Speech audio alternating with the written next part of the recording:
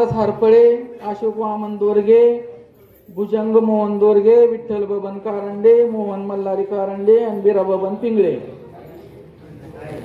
त्याच्यानंतर 7 नंबरची कमिटी आहे लोकसहभाग व श्रमदान माध्यमातून लोकसहभाग निर्माण करणे.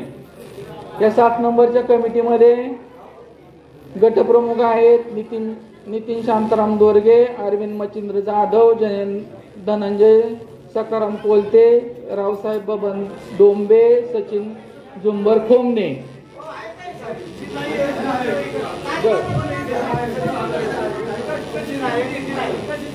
हे लोकसहभाग व श्रमदान माध्यमातून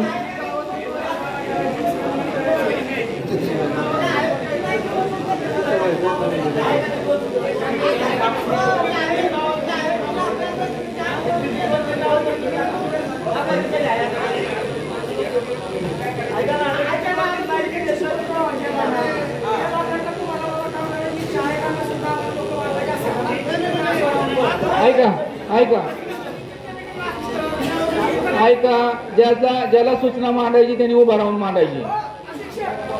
ऐका ना ओ अध्यक्ष ऐका, ही लोकसहभाग आणि श्रमदानची कमिटी बरोबर आहे. त्या मिटिंगला लोक असतील नसतील तो भाग वेगळा, आजची मिटिंग वेगळी. ह्या मिटिंगला ती लोक आहेत नाही त्यांना कल्पना असेल नसेल. त्या लोकांना काम करायचे ना, तुम्ही त्यांना कागद दिलेली आहेत, त्यांना परत एकदा पत्र व्यवहार करा. तुमची नावं ह्या कमिटीत आहेत, तुमची काम करण्याची इच्छा आहे का असेल हा ठीक आहे ना. त्याचं नाही काम करत त्याच्या कमिटीत त्याचं नाव करा, दुसरं कोणाला करायचं असेल तर करा. ज्याची इच्छा ना त्याला घेऊ नका, ज्याची आहे त्याला काम करू द्या ना. आपले समजा जे कोण आहेत नातेवाईकच आहेत, समजा डोंबे मामा नातेवाईक आहेत, डोंबे सर बरोबर, ते कधी कुठल्या कामात नसतेच गावातल्या. त्यांचं नाव कसं काय आलं याच्यात? कुणी केलंय?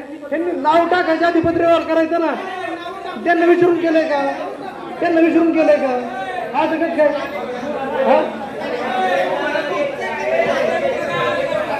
एक मिनिट कुठलं पत्र आलं पण ते उभं राहून सांग. 1 मिनिट पत्र कुठलंय दाखवा, काय पत्र काढलंय त्यांना दाखवा. असं नाही ना, कुणाची नावाची लोक काम करते त्यांची नावं घ्या.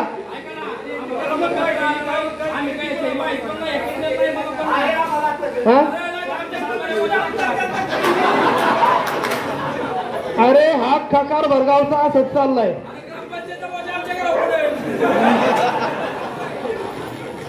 काय भाऊसाहेब हा सकार भर चालतो का गावचा? जे लोकांची नाव आहेत त्यांनाच माहित नाही काय चाललंय.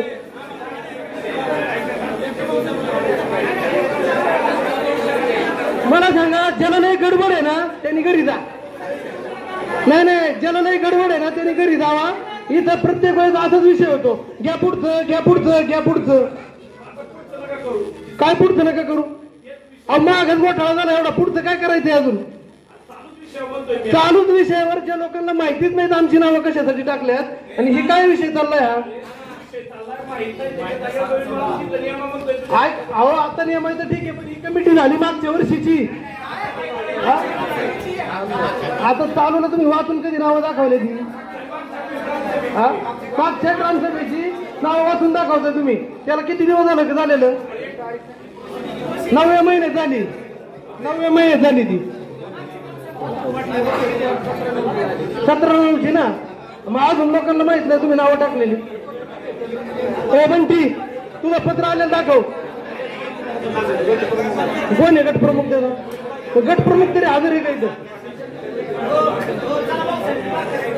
ती बरखास्त करून टाका सगळी कमिटी. नियम ज्याला कोणाला इथं नियम दुसरी कमिटी. मी काय सांगितलं, तू म्हणतोय ती बरोबर आहे, पण आम्ही खाल्लं तीच सांगतोय. तू जी म्हणतोय ती फक्त तू असं यवत मार्गे वळून येतो ना, आम्ही डायरेक्ट घुसतोय, एवढाच फरक आहे. आम्ही काय सांगितलं की गेल्या ग्रामसभेला धरली, तुमचं म्हणणं आहे त्याच्या ऑब्जेक्शन आहे ना, संबंधित नावं वगळून इथंच या ग्रामसभेत घ्या, पुढच्या ग्रामसभेला परत त्यांनी म्हणून आहे. त्याच्यामुळे जे आहे ते इथंच विषय संपून पुढे जा. कुठल्या कमिटीचं नाव बदलायचं सांगा, कोणाचं नाव बदलायचं त्या जागेवर घ्या. बर सांगा, चला कोण इच्छुक आहे घ्या, कोणाच्या जागेवर घ्यायचे ते सांगा. रावसाहेब डोंबेची जागा ऐका, रावसाहेब डोंबेची जागा घ्या.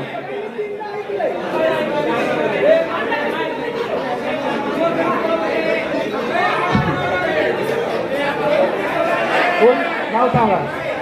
त्यांनी उभं राहून सांगा. उभं राहून नाव सांगा.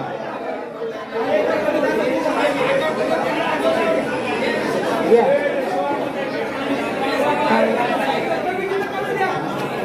सांगा.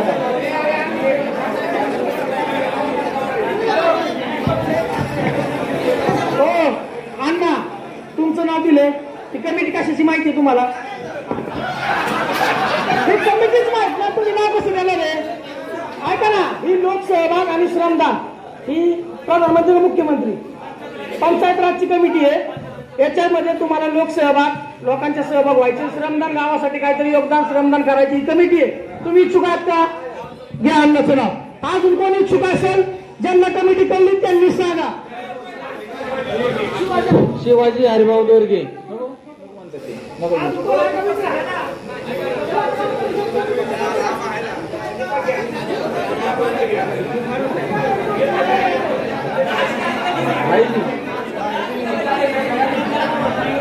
बाबासाहेब दोरगे.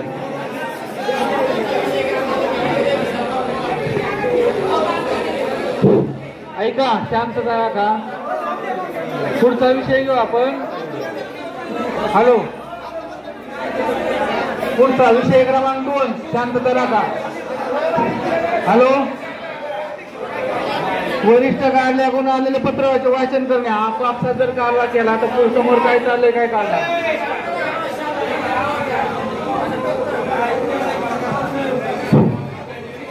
हॅलो, आपला विषय क्रमांक 2 घेणार आहे आपण. वरिष्ठ कार्यालयाकडून आलेले पत्राचे वाचन करणे. ऐका जरा, महत्वाचे शासन निर्णय असतात आपल्यापर्यंत फक्त ग्रामपंचायत सदस्यांना माहीत होतात. आपल्या सर्वसामान्य नागरिकांनाही शासन निर्णय माहीत होणं गरजेचं आहे. त्यामुळे शांतता राखा. आपण हे शासन निर्णय जे आलेले आहेत, 2-3 शासन निर्णय महत्वाचे ते तुमच्यासमोर मी वाचून दाखवणार आहे. महत्वाचे शासन निर्णय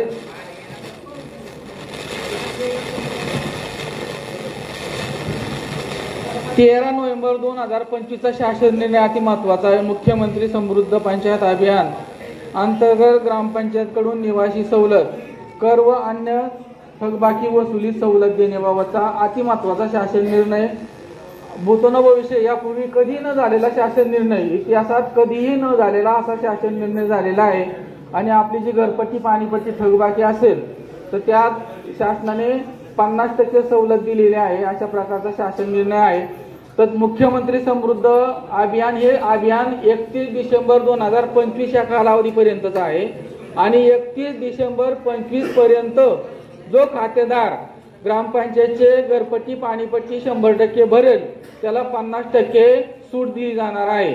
एक रकमी भरले तर 31 डिसेंबर 25 चालू बाकीदारांना सुद्धा त्यात 50% सवलत आहे.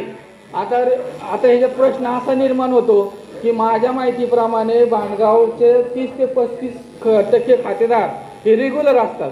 त्यांची अशी मानसिकता झाली, मग आम्ही रेग्युलर टॅक्स भरून चुकी केली का?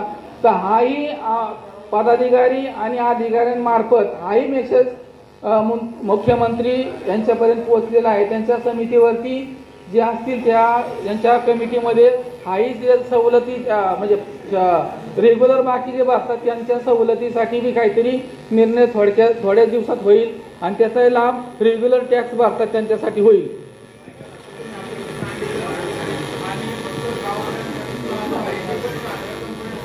कंपन्या नाही, व्यावसायिक नाहीच आहे ना, फक्त घरपट्टी पाणीपट्टी. व्यावसायिकसाठी नाही, कंपनीसाठी नाही. शासन निर्णय क्लिअर कट आहे. कंपन्यासाठी नाही, फक्त घरपट्टी पाणीपट्टी आपला जो टॅक्स आहे त्याच्यातच 50% सवलत दिलेली आहे.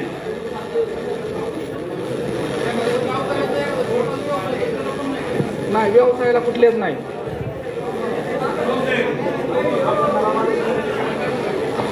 आता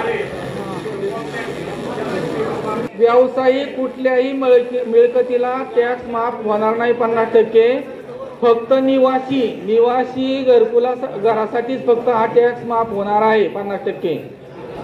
त्याच्यात त्यांनी काय म्हटलंय, मुख्यमंत्री समृद्ध पंचायत अभियानात अंमलबजावणी कालावधी एक रकमी ग्रामपंचायतकडे जमा केल्यास एकूण मूळ थकबाकीच्या रकमेच्या 50% राहील.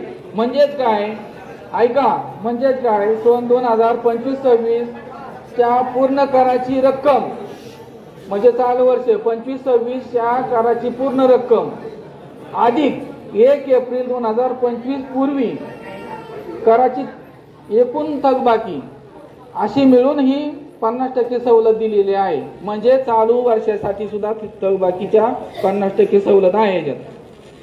त्याच्यामध्ये औद्योगिक, वाणिज्य, इतर मालमत्तेसाठी कुठल्याही प्रकारची सूट दिलेली नाही. 31 डिसेंबर 25 म्हणजे आता 1 महिना राहिलेला आहे.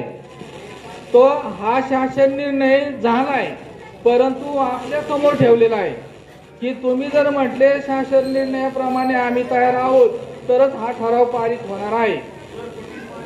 घरपट्टी, पाणीपट्टी, घरपट्टी, आरोकर, वीजकर, पाणीपट्टी, उदाहरणार्थ टोटल सर्वांची म्हणून 5,000 जर असेल तर त्या खातेदारांना 2,500 रुपये भरायचे. घरपट्टी, आरोकर, वीजकर, पाणीपट्टी चारही टॅक्स पासून होणारे जे थकबाकी आहे चालू वर्षासह त्याचे 50% सूट देणार आहे. ती 31 डिसेंबर 2025 पर्यंत म्हणजे 1 महिन्याचा कालावधी आहे. हा ठराव आज या ठिकाणी मंजूर करायचा आहे का?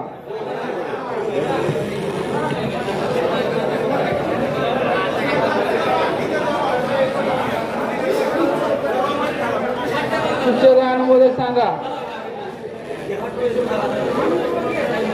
31 डिसेंबर 25 नंतर कसल्याही प्रकारची सवलत नाही. सूचक अनुमोदक सांगा.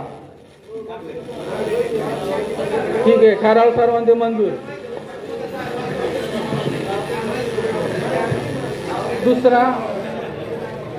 दुसरा एक शासन निर्णय महत्वाचा आहे, ऐका. आपापसात चर्चा नको. ज्याला कोणाला बोलायचं असेल त्यांनी उभा राहून बोला. माईक देतो त्यांच्याकडे. शांतता राखा. दुसरा शासन निर्णय महत्वाचा आहे, पशु व्यावसायिक कृषी समकक्ष दर्जा देणे. म्हणजे की पशुधन म्हणजे कुक्कुटपालन असन, शेळीपालन असन, गोठे असतील बाकीचे, त्याच्यानंतर त्याच्यासाठी हा शासन निर्णय झालेला आहे. आणि त्याच्यात जे 7.5 रुपये सिटी पंपाचं म्हणजे ह्याचं बिल येत होतं ते त्यांना, त्या पोल्ट्री धारकाला, तर त्या 1.5 रुपयाप्रमाणे त्यांना युनिट प्रमाणे आकारले जाणार आहे. म्हणजे शेतीपूरक व्यवसाय असल्यामुळे पोल्ट्री धारकांना त्याचा एक लाभ होणार आहे. त्याच्यानंतर महाराष्ट्र राज्यात सर्व पोल्ट्री धारकांना एकसारखा कर आकारला जाणार आहे. त्याचे गाईडलाईन ह्याच्यात काय डिटेलमध्ये शासन निर्णय दिलेले नाहीत, परंतु ह्या गावासाठी वेगळा, दुसऱ्या गावासाठी पोल्ट्रीसाठी टॅक्स वेगळा घरपट्टीचा, तर तो असा न होता एकसारखा सर्व महाराष्ट्र राज्यात केला जाणार आहे. मान्य सरपंच ग्रामपंचायत भांडगाव सूरज चंद्रकांत भोसले आणि अंबादास एकनाथ पवार यांचा अर्ज आहे. त्याच्याबरोबर जवळपास 67 लोकांच्या सह्याच्या अर्जांना. आणि त्या अर्जाचा विषय असा आहे, ग्रामपंचायत भांडगाव फाट्यावरती जलद गतीने जाणारे जे एसटी बस थांबली पाहिजे असं एक त्यांचा या ठिकाणी अर्ज प्राप्त झालेला आहे. त्या प्रकारचा आजच्याला या सभेचा ठराव करणं आणि शासनाला पाठवणं आवश्यक आहे. त्यामुळे हा अर्ज या ठिकाणी आपण वाचून त्याच्यावरती एक मताने निर्णय घेऊया की एसटी थांबा, जलद गतीचे जे एसटी थांबा समजा तुमचा यवतमध्ये असेल किंवा चौफुल्या असेल, त्याच्याऐवजी भांडगाव या ठिकाणी पण जलद गतीने जाणाऱ्या एसट्या त्या ठिकाणी पण थांबल्या पाहिजेत.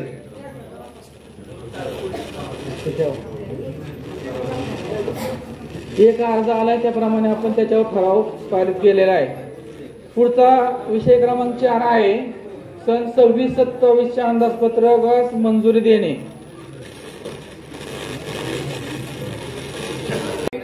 एकतीस डिसेंबर 2025 या कालावधीत जे अभियान सुरू आहे, या अभियानाच्या अनुषंगानं हा विषय घेतलेला आहे, मुख्यमंत्री समृद्ध पंचायत अभियान राबवणे. याच्यात मेन कमिट्या, सब कमिट्या याचं सविस्तर वाचन झालेलं आहे आणि त्यांना काय काम करायचंय हे बोला.